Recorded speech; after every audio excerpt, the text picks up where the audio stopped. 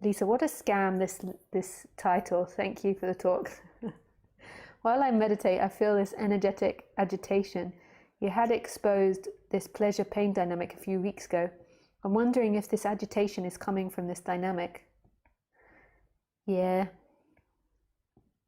So this might sound like I've said it before, but when I say it today, it's totally fresh, and to me it's like it's brand new, coming out of nowhere.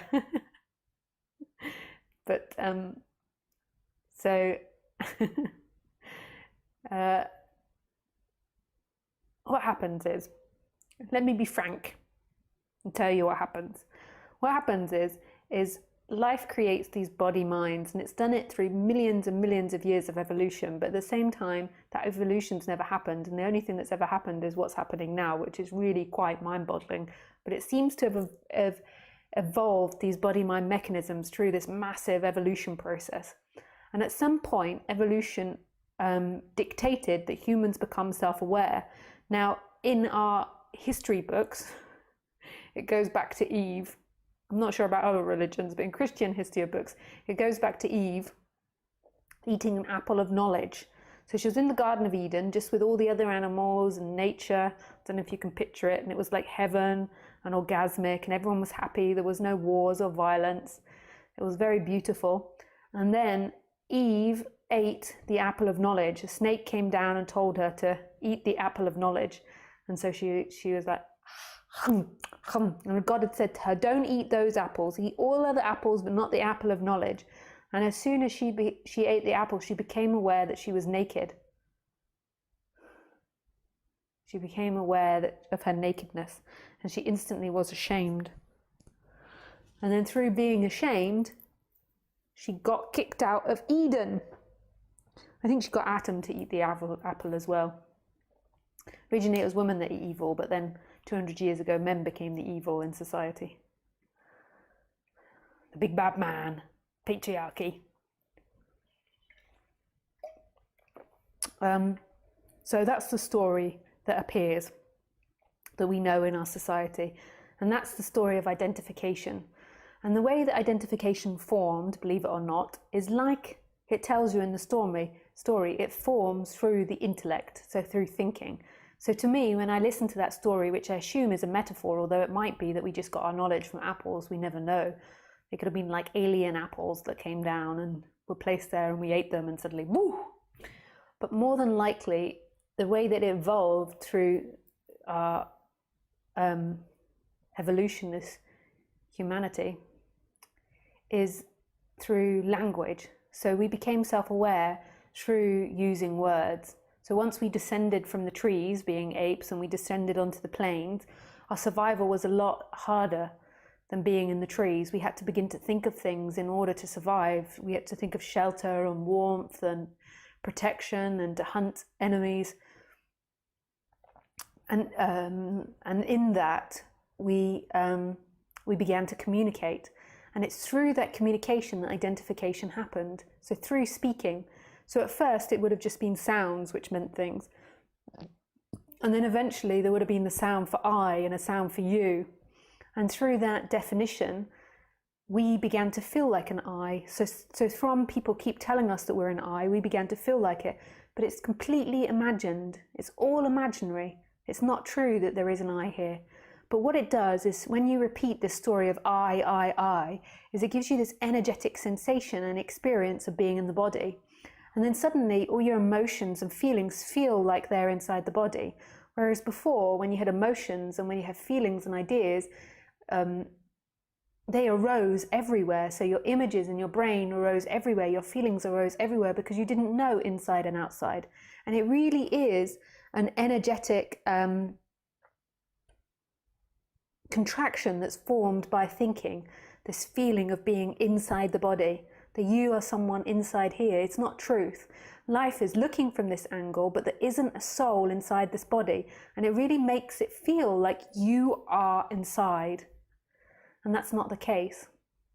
Once you feel like you're inside, you feel like there is something wrong, because there is. It's not truth. It's not what it was like when you were an animal, when you were a chimpanzee, or when you were a goat or a dog, which you were, because this is all a dream of one, what it feels like as a human is it feels like there's something not quite right, which is true. It isn't quite right being separate because it's a lie, and it feels uncomfortable.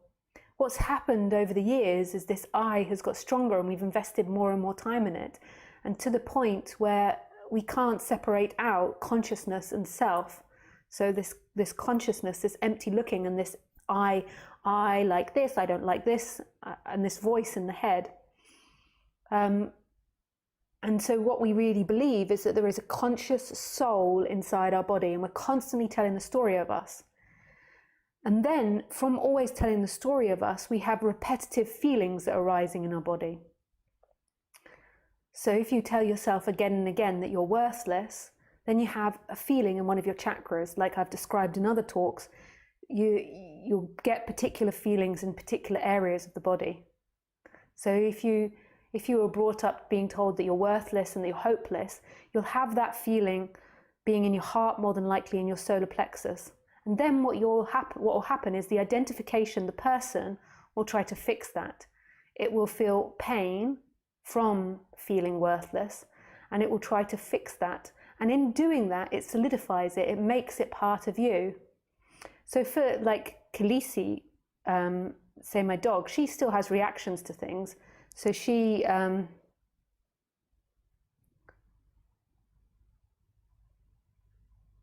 has a little feeling of being superior to a lot of living beings, I think. Or not superiority, but she feels very strong, I think, especially around Western dogs.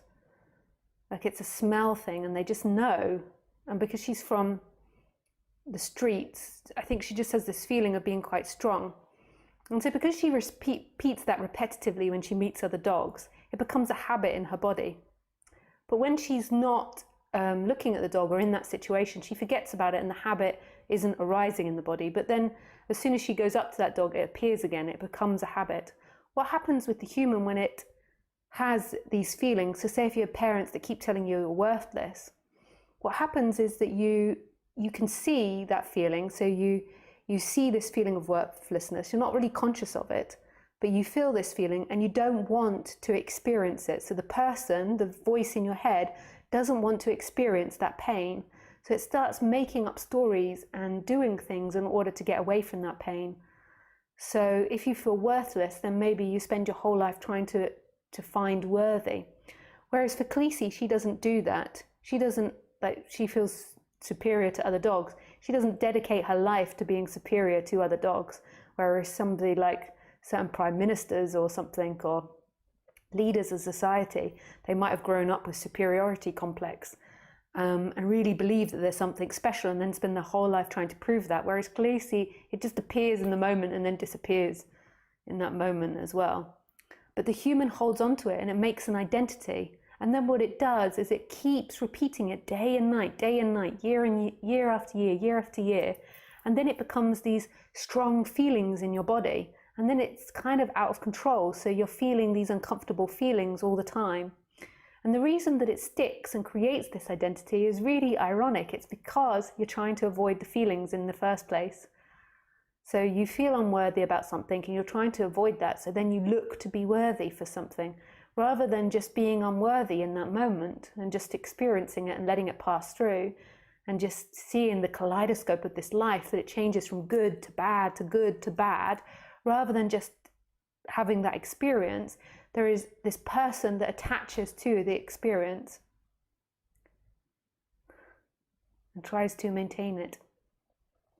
So your agitation is more than likely there is a seeing through of the mental activity that's happening.